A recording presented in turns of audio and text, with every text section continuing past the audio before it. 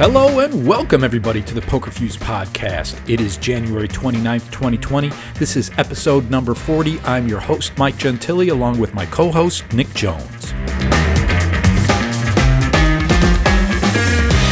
This week on the podcast, there are more changes happening at PokerStars. From a new lobby design that is about to be widely distributed to the return of Fusion. Plus, we have exclusive information on a new Omaha variant in the works. 9 years later, and Black Friday is once again making headlines. We recap the indictments, discuss the recent arrest of PokerStars founder Isai Scheinberg, and tell you what to expect next. And finally, GGPoker recently introduced its new Sunday major, GG Masters. We'll tell you what makes it different from the competition and why you need to be playing this tournament.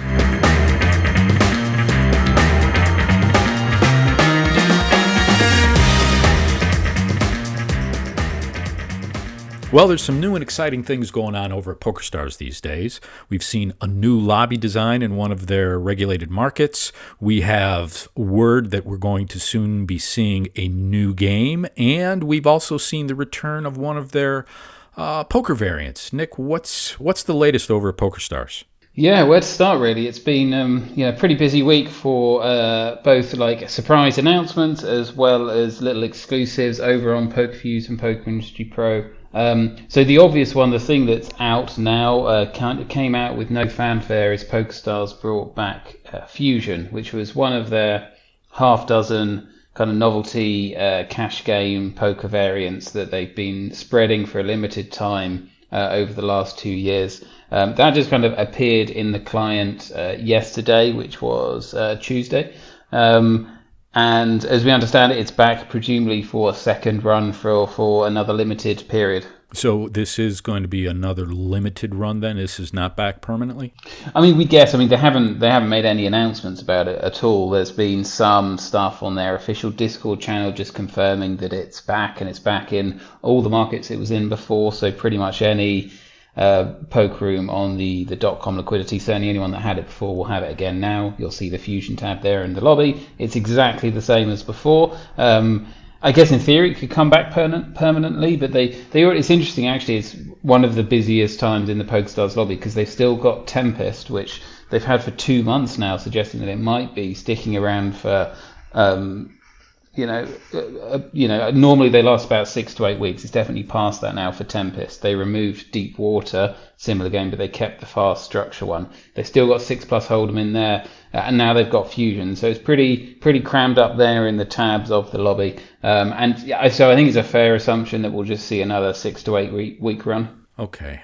So a couple of questions that I have. So first, Fusion then would be the first of these novelty variants that PokerStars has been introducing to make a return. Is that correct? Yeah, and that's definitely notable. So we've only seen some of their games make a comeback for MTTs for a very short period of time.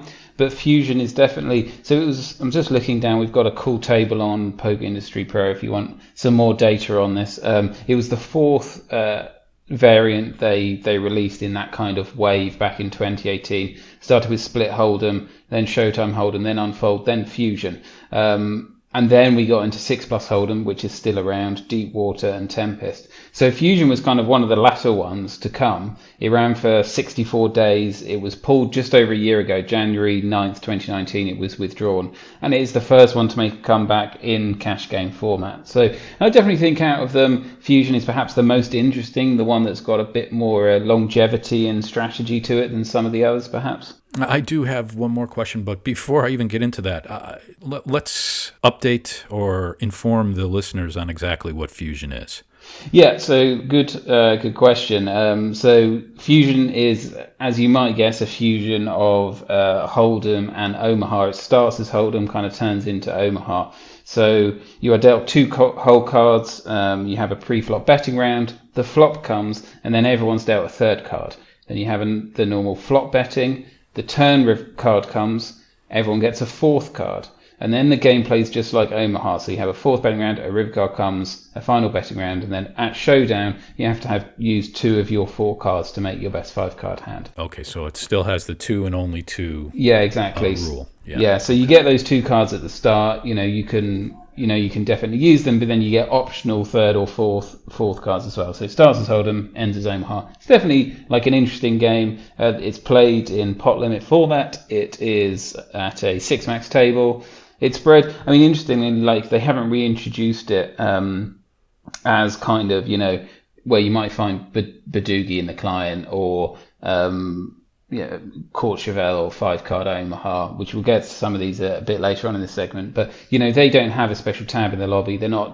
You don't play it through what we call a blind lobby where, you don't get to choose your table. You just pick a buy and hit play and you're taken to a table. And then at the table, with Fusion, you get a really cool skin. It's designed very differently, maybe special sound effects with the new Aurora client that PokerStars has. But if you were to play Badoogie, you go to the normal cash game lobby, you click filter to Badoogie, you click in the table and it looks the same. So it's interesting. They could have brought back Fusion and gone this is being promoted to your standard game. It's not that. It's back to, a special tab in the lobby. And that's what makes me think that this will be a limited edition game. They want to keep it, treat it as like this special kind of one-off limited thing. That's the vibe I get from it. Okay. Well, and while you have that table up in front of you that documents the run times of all these poker variants that PokerStars has released, I guess my question is this the first time that we've seen them introduce one variant while they were still running another? Now, I know they've introduced some simultaneously. Deepwater and Tempest comes to mind, but is this the first time that they've introduced a new variant while they still had another one in the lobby? I mean, yes and no. It kind of depends how you categorize them. It was definitely, they had Split Hold'em, came and went. A week later, Showtime Hold'em, it came and went. Then Unfold, then Fusion. They were all sequential. But then Fusion went, and then they launched 6+ Hold'em, and that's remained in the client. So that's always been there. It's been in the client now for just over a year. During that last year, so basically the first 6 months, they did nothing else. And we definitely speculated, I think, on this podcast, what do they do to introduce another game? Do they keep it up there? Will they ultimately switch it out? Ultimately, what they did is, the next thing they did is they introduced 2 more games. So there was a point where you had 6+ Hold'em and Deepwater Hold'em and Tempest Hold'em. And that, again, we talked at the time, that's a really crammed lobby. They've removed Deepwater, they've replaced it with Fusion. So, okay. In the respect that they both have Tempest and Fusion, which still I feel like a temporary additions. Yes, in that respect, it is first time. Okay, all right. So then let's move on. What else has been going on over at PokerStars? Why don't we start with the new game? Yeah, so what would lead into that is another interesting thing with Fusion is that we had guessed that they would introduce another game by now, which they haven't. Instead, they've returned with Fusion for a second run. So we've had hints that they would run Showtime in Omaha format. So Showtime was basically if you fold at Showdown, you have to show your cards. Is that right? There would seem to be hints they would offer that in Omaha. That hasn't actually come to fruition. Similarly, Split Omaha. So they had Split Hold'em, and that's where it's double board Hold'em, basically 2 flops, turns, and rivers.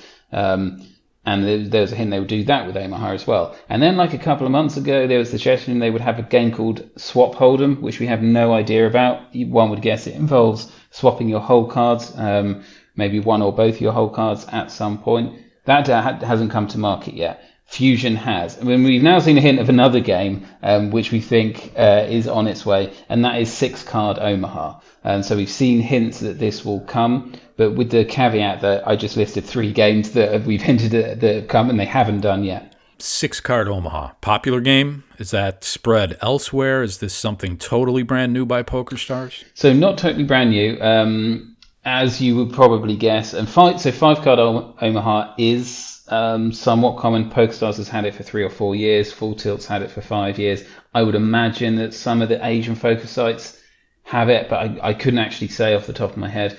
And with 5-card Omaha, it's the exact same. Instead of 4 cards, you get 5. That's literally the change. It makes, pre-flop equities are even closer. You're dealing out most of the deck on most deals at a full table. And PokerStars is actually, I was quite surprised. I checked the lobby and they still run today 5-card Omaha in pot limit and in limit, and they run a high-low version. And they also still spread Courchevel, which is very similar, but I can't quite remember the difference between that and 5-card Omaha. Mike, can you shed anything on that? I thought they were the same. Perhaps there is a difference. Yeah, they definitely listed them separately. maybe I can bring it up. Here we go. I've got an old. The great thing about us having run sites now for like 9 years is that I know that back in our history somewhere we're going to find some details about when Full Tilt launched it in 2013. So Courchevel plays the same as Five Card Omaha, which is also known as Big O, apparently, with the exception that the first card of the flop is dealt before the pre-flop betting round. There we go. Oh, okay. So they still have all of that, and now the suggestion is they will have 6 Card Omaha. And as you guessed, that's 6 cards dealt out. I think that makes the maximum table you can have 7 people, maybe, with the flop and all that. Anyway, so yeah, 6 cards. I mean, everyone's hands are basically of equal value pre-flop. Almost every card in the deck is dealt out. Pretty silly game.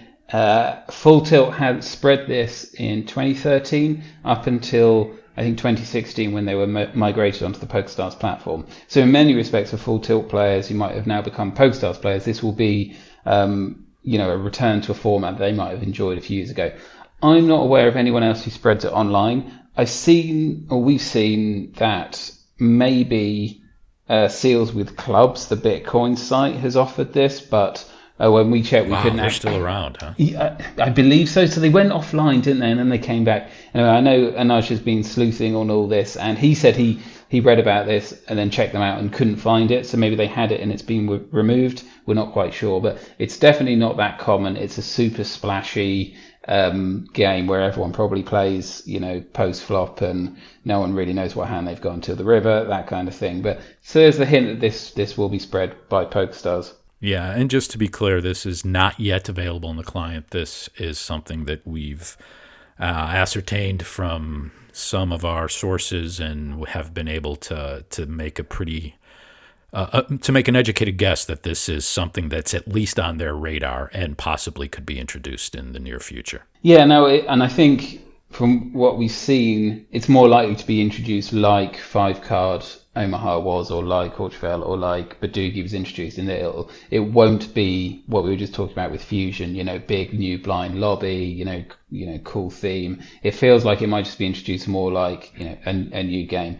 There might be game missing. It might be being tested in some market or tested for a small cohort of players. We've seen no chatter of anyone experimenting with this, but that might be possible. It might be one of these things they try out and realize that it just doesn't work for us, for our players, and it doesn't come to market. But we think the thing has a good chance that it will.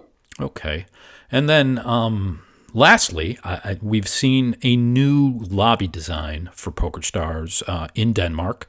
Denmark has traditionally been one of the testing grounds for PokerStars, so that leads us to believe that a wider rollout is on its way. What do we know about the new lobby design, Nick? Yeah, so this is really interesting to me. I think this is one of the biggest kind of user interface aesthetic upgrades to the lobby that PokerStars has done in quite a few years. It looks, is it immediately recognizable as the PokerStars lobby, but it is a full overhaul of the widgets, the interface, the color scheme. The thing that obviously jumps out the minute you look at it, and if you haven't seen it yet, go to PokerViews. Mike, I think you authored the article there. Really good article. We've got a cool slider so you can compare before and afterwards what the lobby looks like to the existing to the new one. But obviously the thing that first jumps out is that this is a flat design, a very modern design where all the buttons are flat and you haven't got any drop shadows or anything like that. Yeah, there's an obvious removal of any of the gradient shading that you would normally see or that people are still seeing now in the PokerStars lobby, as this new one has not yet rolled out beyond Denmark as far as we know. So that to me really jumped out. There's a lot more white space, a lot of the gray area that was previously that is still in the PokerStars lobby has been muted. It just has a very clean, crisp, modern look to it. And they've also rolled out a new updated mobile client in Denmark as well that has this same new design, and I believe that is what's driving the redesign of the lobby. Yeah, and I mean, I saw Mikey put something on Twitter a couple of days ago. So what? I mean, what are your first thoughts having a little look at it yourself? Do you think it's an improvement? Well, I mean, I like some aspects of it, and others feel more comfortable with the gradient design. I'm not exactly sure. I guess I'm not that in touch with my feelings enough to know why I feel one way or another. So it feels a bit colder and I don't know, bare, but it also definitely has a more modern feel. The gradient part of it is really the part that stands out to me. And I don't know, maybe seeing it feels a bit old school, but it also maybe feels more realistic to me, something that has depth. That isn't just a flat something. I guess the flatness of the new design really communicates that this is something that we're seeing on the internet, maybe. So this is the funny thing. So I do really like it. I think it's a good step forward. I think they just the flat or otherwise. I think it's a very cohesive, well organized, well executed thing. You know, every aspect of the client is had this visual interpretation throughout. One thing I didn't like was some of the typography choices. Maybe it was just on my monitor, but certainly like on the login screen stuff, some of the bolds look a bit washed out and not as crisp as they could be. But other than that, like I really like the new tabs, that kind of thing. But you touched on something very interesting with the whole modern. So this is very much something that like all mobile operating systems, from Android, iOS, and even their Windows Phone, Windows 10, they all now have this kind of flat design to some extent. I know Google says their material design isn't flat and it has some depth to it, but broadly speaking, the color schemes, the just the types of typography, generally flatter buttons and flatter UI controls is kind of everywhere. So like I see it and I go, oh, it's really nice and new and looks modern, but it's only because like that's what we've learned. It's not. There's nothing in to me inherently better, and if anything, some of the criticisms of flat design that it's a lot less obvious what a button is. It's much less engaging or easy to understand because there was a reason that we had drop Right. shadows and buttons because it's obvious what you can interact with and what you can't. I think those criticisms do stand up, but the reality is that we're in a place that like you get a new iPhone and it feels flat. So if you download a PokerStars client and it looks like all drop shadows and stuff, it feels dated just because that's the trend 10 years ago and this is the trend now. So like it's almost an inevitability, and I do think, for me at least, I do think it just feels more modern and clean. If I was a new user, downloading this, I would feel like I'm using a modern app rather than something from 15 years ago. I still feel like all operators just need to drop the Excel spreadsheet of tables and that and have everything blind lobby, because that still looks like a poor user experience to me. So yeah, I think it's a great step forward for the sake of it's a step forward that everyone's taking. Yeah. One of the things that jumped out at me, and I wasn't able to really dig deeper and find out exactly, because the two lobbies are not exactly the same. But in the old lobby, it was obvious to me, building on a point that you had mentioned a little bit earlier, that you're not sure how to interact with some of the elements of the software, of the web page. And one of the things that I'm unsure of is in the old design, the links or the URLs that will take you to somewhere else are underlined, and on my system they're underlined in blue.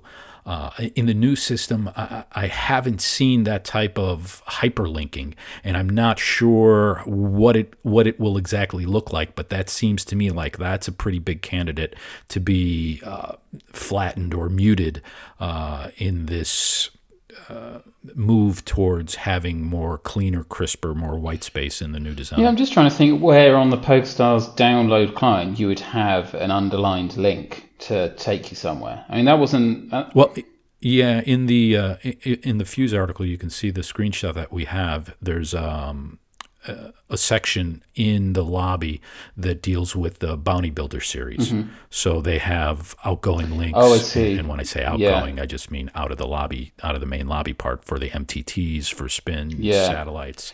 So yeah, with those, I think they have dropped the underline to it. But so from the one that I see, I still think it's quite obvious. One thing they've got is it seems like they've used the bright green color primarily for things that you can click on and primary action buttons, and so those links are still that green. So to me, like that's still fairly. It's hard for us, obviously, because obviously the link's in the same position that it was in the last one, so I know it's there. So it's hard to know from a new user's perspective if it's an improvement or not, or the same, or it's got worse from an interactivity point of view. But it still seems fairly obvious to me that that's the thing that you can click on. Yeah, I think the biggest. So overall, I think I like the new one better. I think the one thing that I would personally like to see is I'd like to see less white space. I think it feels cold and impersonal to me a bit. I don't know that you can eliminate some of that white space and still not go the gradient route. So I think that is perhaps an iteration that could be made. But, who knows? Maybe I'm the odd person out and this is just me and other people really like that white space. But overall, I think I would definitely vote for the new lobby design. Yeah, so I'm just looking at the old one. So they just use grays more, like, so the backgrounds of the filters, there's just various different grays. And you're definitely right, like in the new one, it's whites or just off whites everywhere. I prefer it. It feels just like lighter and better, but I do kind of see your point. I will say, so probably we should mention, they're definitely not the first poker operator to go flat design in their lobby. The two big ones, I would say, MPN's new Prima client and iPoker's new client from a year or two back. They're very, very flat design, perhaps going a step beyond this. And they've been out for a while. And in fact, Full Tilt, when it came onto the PokerStars platform, and it was used as PokerStars software, but they reskinned it.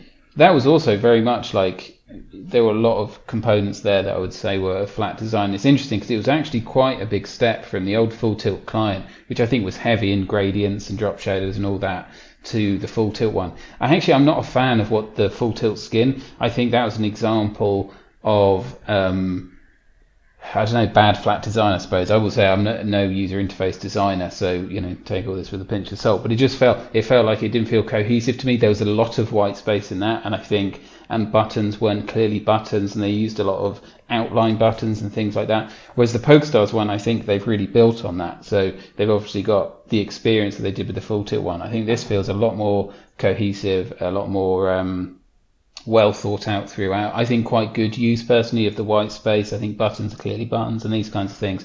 So I think that was a good step forward. Well, it's definitely going to draw attention. I think that I'm not sure if we have any kind of indication of how long this test run is going to be in Denmark before it starts rolling out more broadly. Do you have any information on that, Nick? No, and it's hard to guess. This has come out again from what we can tell. No announcement from PokerStars. Didn't tell Danish players this would happen, let alone anyone else. We've absolutely seen them testing it out in Denmark first. In fact, I was writing up about Fusion this week. When they first launched Fusion, it came out in Denmark first. Normally when we've happened and we've seen the Denmark first, it's literally like hours or days and it's going globally, like over the weekend, and then on Monday it's out. We're just about past that point now, so it's been live in Denmark, we think, for about 4 or 5 days at this point. It's possible that they just roll it back and no one ever sees it. That's absolutely could be the case. We've seen some things that were tried. PokerStars have tested something in the Italian market for 2 years and then it's never, they rolled that back. That was 5-handed zoom, if I recall correctly. So, in theory, they won't do it. I'd be shocked if, it's clearly a step forward. Maybe they've hit some snags and that's why they didn't just pull the trigger on do-day rollout. Maybe they've always planned to have a 1 month rollout. You can tell we're totally guessing here. What we know is we've experienced this client. It is live for real money in one market. A huge amount of work has gone into it. I'd be shocked if they're not working hard. And it also just fits into their broad plan. You talked about earlier, Mike, the new mobile client that has this flat design. They've been releasing Aurora, the new game engine, which powers the play at the tables. That they released new logos a couple of years ago, which switched to a flat design. Little teaser, we've seen hints of a new website from PokerStars, which brings all this together. So they're clearly have this pretty cohesive strategy of web, mobile, desktop, lobby, tables, all moving in one direction. Multiple teams clearly working at different pacing, but that's all moving forward. So I'd be shocked if this didn't happen. In theory, it could take weeks or months for it to come. I'd guess more likely days. Yeah, I think now hearing you talk about it, the thing that's probably a bit different from this particular instance with the testing in Denmark to others is I think this new design is driven by the mobile NG or next generation project that PokerStars has undertaken. And if that is the case, then perhaps, this would be one time that the actual deployment would be beyond PokerStars' control to a bit. If they're deploying out their own client, they're completely in charge and in control of how that happens.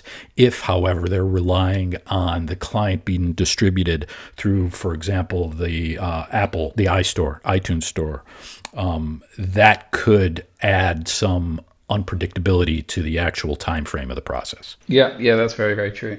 We will see. Watch this space. I expect within days or weeks you'll have it if you're in the .com market.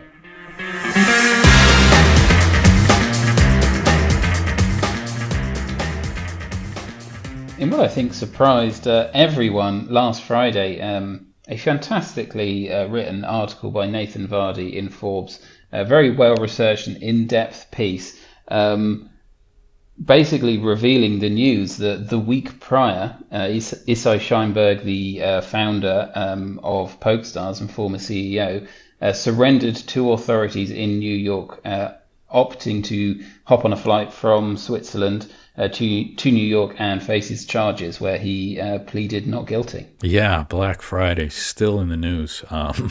Almost a decade later, it's kind of surreal. But yeah, so from what we understand, according to Nathan Vardy's reporting, Scheinberg was in Switzerland, and the U.S. had moved to have him extradited back to the U.S. He initially fought that and then later decided to come in on his own, as you mentioned. He's out on bail. $1 million was posted. He was the only person that was indicted that had still not faced charges. It seems to be that there is a deal in the works, according to reporting from Forbes. So I would be surprised if that would result in any jail time, but it's something that I expect that we will see a conclusion to rather quickly. Yeah, so do a little bit of backstory for our listeners who aren't really aware of the Black Friday case, and then a couple of interesting kind of little points in the Forbes article which were potentially easy to overlook. But so very briefly, so just under 9 years ago, with the Black Friday indictments, which the US Department of Justice seized the domains of PokerStars, Full Tilt Poker, and Absolute Poker, 11 men were indicted on charges ranging from operating an illegal gambling business, violations of UGIR, the Unlawful Internet Gaming Act, wire fraud, and money laundering. 11 men were indicted for these charges, and there was also the civil case against the companies of PokerStars, Full Tilt, and Absolute Poker. The civil cases were ultimately resolved when PokerStars came to an agreement with the Department of Justice to basically bail out all Full Tilt players who were stuck without money, because it turns out Full Tilt didn't have any money. They purchased Full Tilt. It cost them $731 million, something like that, and that settled the case, and PokerStars never admitted to any wrongdoing. However, the 11 indictments against the individuals remained. Have I got everything right so far, Mike? Anything you need to correct? Yeah. Yeah, it sounds pretty good. That's pretty good recollection. Over the next 9 years, 10 men faced their charges. Some entered not guilty pleas, some entered guilty pleas. Now, these charges, in theory, they faced, I think, like the maximum sentencing is from 5 to 10 years for each charge. Maybe some are up to even 25 years, but many of the men were faced multiple charges, 3 or 4 or 5. So in theory, they had extremely long maximum sentences. The reality is that in many cases they would plead to one misdemeanor charge. Many of them avoided jail time entirely. Some, I think Ray Batard did a few days in jail, or did he might have avoided jail entirely. No, his was time served. So yeah. He was in prison, but then was released. Yeah. So Paul Tate, who was one of the 2 people at PokerStars who was charged, a person that we actually know really nothing about, but was involved in the payment processing side, he pleaded guilty to, I think, one charge and was spared jail time. So some did serve more time. Chad Ellie, 5 months, and Ira Rubin had perhaps the harshest sentence with a 3-year sentence.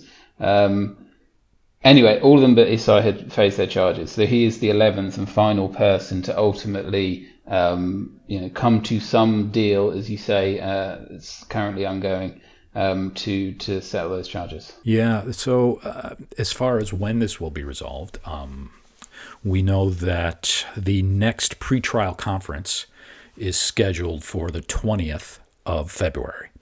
So that we anticipate will be the next time that we have any solid news around this case, unless, of course, a settlement happens prior to that, which I would imagine is possible.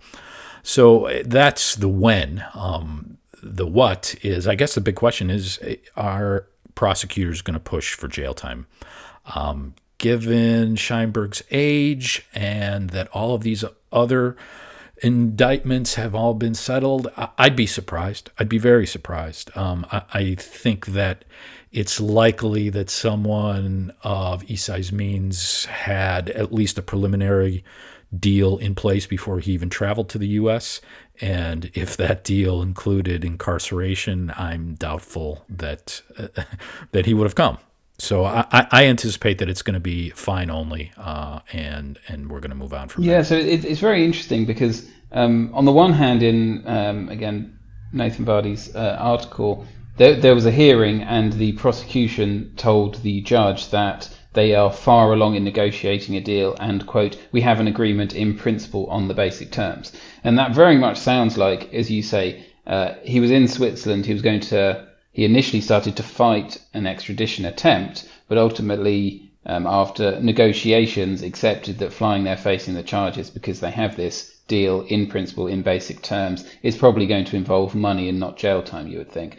The interesting thing is that, my supposition here is that although, this started when he was in Switzerland, but he's been living for 9 years in the Isle of Man, which has no extradition treaty, and had, from what we can tell from the outside, perfectly happy with that status quo. It was only when he decided to fly to Switzerland that the US authorities realized that this was an opportunity to try and extradite him. So, I don't know, it sounds to me like this, although he voluntarily came and a deal is in the works, that's only the case because he was kind of forced into it because he was perhaps caught unawares in Switzerland. I'm making a few suppositions here, but... Yeah, so, I mean, it would surprise me that someone that has that type of pending litigation or those pending charges against them wouldn't be in the forefront of their mind when traveling outside of the country, which you have established as your safe haven. So I'd be a bit surprised if he wasn't aware of that when traveling to Switzerland in the first place. Maybe he didn't think they would act so quickly. And the other question I would have is, while he was fighting that extradition, could he have gone back to the Isle of Man? Did he need to stay there until that was resolved? Was it stay there or come to the U.S., or could he have just returned to Isle of Man? I'm not sure, but it's again, I'd still be very, very surprised if there's any jail time in Scheinberg's future. Yeah, I mean, it would just surprise me that if he decided that, okay, let's get this matter resolved, let's work with the prosecutors, you would be standing on better terms if you just started that process from the Isle of Man, because then it would be entirely voluntary. But if you are caught in a situation where you're in no man's land in a country where you have to fight extradition proceedings, and then go, okay, now I feel like you've already given the opposition a step up that you didn't necessarily need to. If you're in the Isle of Man saying like, hey, I don't need to do this, but I want to come and clear my name, let's come to terms, you would be, coming at it from a better argument's point, I suppose, a better point of view. Yeah. There's definitely some unknowns here. I don't think we'll ever know what was being thought of at the time that things were happening, unless we can get Isai on the podcast, maybe, huh? But yeah, let's let him deal with the New York things. Maybe after that he'll come and chat. Yeah. Anyway, we'll be looking to see this case resolved. Like I said, the next pretrial conference is scheduled to be held on February 20th. We also anticipate that there's a possibility this could be resolved by then, so let's keep an eye on this space. One of the topics we've talked about recently on this podcast has been the emergence of GGPoker as one of the top online poker sites in the world. They've come out with some interesting new innovations, I guess, as far as their software is concerned. And they've also recently launched GG Masters, which is their headlining Sunday major to compete with the likes of the Sunday Million at PokerStars and that Sunday something over at Party Poker. What's that called again? The Party Poker Million. Yeah. I'm always mixing those two up. So in competition with those, we've seen overlays every week since it's happened, which is good news for players and definitely a sign that GGPoker should be on their radar of places to play. Nick, what more do we know? Yeah, so it's an interesting tournament. They're trying to jump on the wave of, and I think we talked on this briefly last week, maybe just in passing, but this wave of kind of people wanting to see freeze outs, not tournaments with loads of rebuys and add-ons and that kind of thing. So it's their Sunday tournament starts mid-afternoon European time, only $150 to enter, which is lower than I guess like the standard Sunday major is classically around the $200 mark, although obviously PokerStars has cut theirs in half. So $150 to enter, $300,000 guaranteed prize pool. So it's not up there with the millions quite yet. But again, the structure is so different from obviously what Party Poker is doing. It's pretty ambitious for a site their size, and the fact that there's it's just a tournament. There's not multiple day ones. There's no 6 hours of late registration. There's no multiple rebuys, that kind of thing. And what's interesting, I think, is that they have fully committed to this because they've got a year-long leaderboard specifically to people who play. So this will be available for all of 2020 every Sunday. There's kind of no going back on that now because they have a top prize of a $500,000 ambassador chip to the network for the person who comes out top. Yeah, I found that promotion interesting on a couple of levels. One, so this is a new tournament and they're trying to get people interested and excited about playing this new Sunday major. And, that's not something that happens overnight. So there's going to be this ramp up period of getting as many players as you can to play this event. And to have a promotion like a leaderboard, which depends largely on volume, or the number of weeks that people are to play, it seems like that kind of promotion loses its bite as the year rolls on because the people that were in early, the early adopters, the people that are playing the GG Masters from the beginning of the year will definitely have an advantage over those that play later on. Yeah, that's actually a very good point. I hadn't considered that. I guess it really depends how you structured your leaderboard. If you do it so that winning it, takes you all the way up there, then rather than lots of little cashes, then perhaps even if you start on month 9, if you can win it plus maybe get another couple of cashes, that's enough to take the top. Maybe you're still in with a chance. But you make a very good point that interest in the leaderboard's going to wane. Although with that said, you could also, if you're in the top 100, it gives you inspires you to keep on growing and make sure you don't miss a week to give you the best shot. But you're right.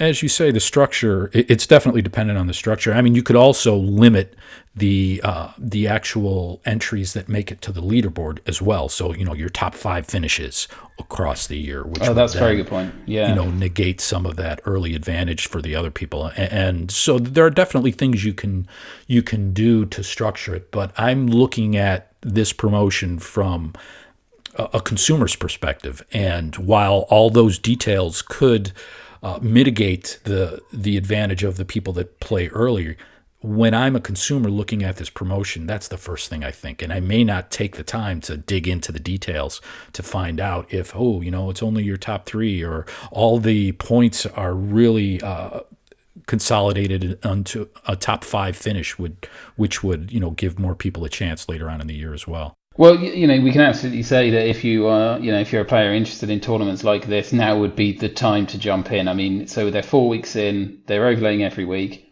I would say that's close to by design. I'll talk about a bit more of that in a second, but they are committed to doing this the whole year. And if you enter now, you've got 11 months to work your way up that leaderboard. Right. And how do players do that, Nick? How do they get signed up on GGPoker? Well, the first thing they should do is probably go to pokerviews.com, where I saw just this week, Mike, we published a fantastic FAQ, which taught me some things. I'll tell you what it taught me. What's that? They don't have sit and goes. Yeah, I saw that as well. That blew me away. Yeah. What they do have is they have a crap load of cash games, and they have a lot of MTTs. And along with this Masters, they have a huge slate on a weekly schedule, and they always run bonkers guaranteed tournament series, their Blaze series and stuff. So check that out. All the information is in there. Yeah, plus you'll get all the information on welcome bonuses, and as any online poker player knows, that when you're signing up, you definitely want to take advantage of those promotions that are on offer, because that will directly help you increase your bankroll. And the VIP program, which I've had a look at before and is damn complicated. It has like 30 different levels to it, split into 6 different tiers and all this kind of stuff. So, but again, it seems like I think it's particularly on the cash games, it's quite high rake, but it has high rewards. I think the top tier is in the 50-60%, something like that. But yeah, definitely check that out. Anyway, so yeah, on the overlays front, I mean, it's one of those, again, we've talked on this podcast a lot before. Does the operator want overlays or not? I think they're in exactly the zone they want it, which is it is overlaying 10 to 20% every week. It's costing them 10, 20 grand each week. And they are on Twitter.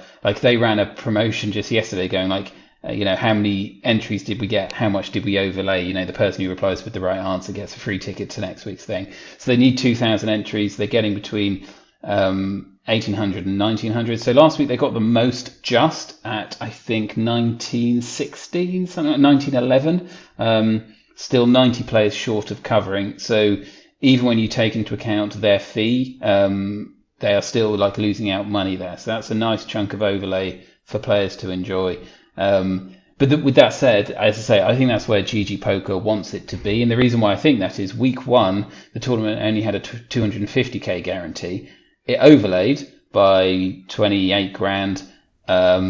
And then they upped the guarantee next week. And then the next week it got 1,900 players and it still got a 15k, it's actually had a 37k overlay if we don't include the operator's fee. Last week was their best yet by 10 or 12 players, but I wouldn't be surprised that, if it covers next week, we'll see it, kick up to 350 or something. So it's one of those, I'm not saying absolutely, not promising absolutely there's going to be value every week, but it seems like something that GG seems more than happy to be losing 10% on for the foreseeable to really promote the site and promote the tournament. Yeah, and looking back at last week, I think it comes out to about a 36K overlay, which if you think about it in promotional dollars is probably something that GGPoker is comfortable putting out there as long as they can get the buzz from this, overlay every week. I would imagine it's going to overlay again next week and probably for the foreseeable future. And who knows, maybe the closer it gets to meeting its guarantee, maybe they up the guarantee again. So this could be a plan throughout 2020. We don't exactly know yet, but for right now, we know that there's a lot of value in this tournament.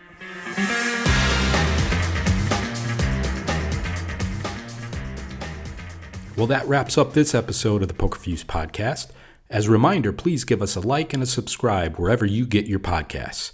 And you can also follow us and interact with us on Twitter. Nick is at PokerProJones. I'm at SpookyBugs. Thanks, everyone, for tuning in.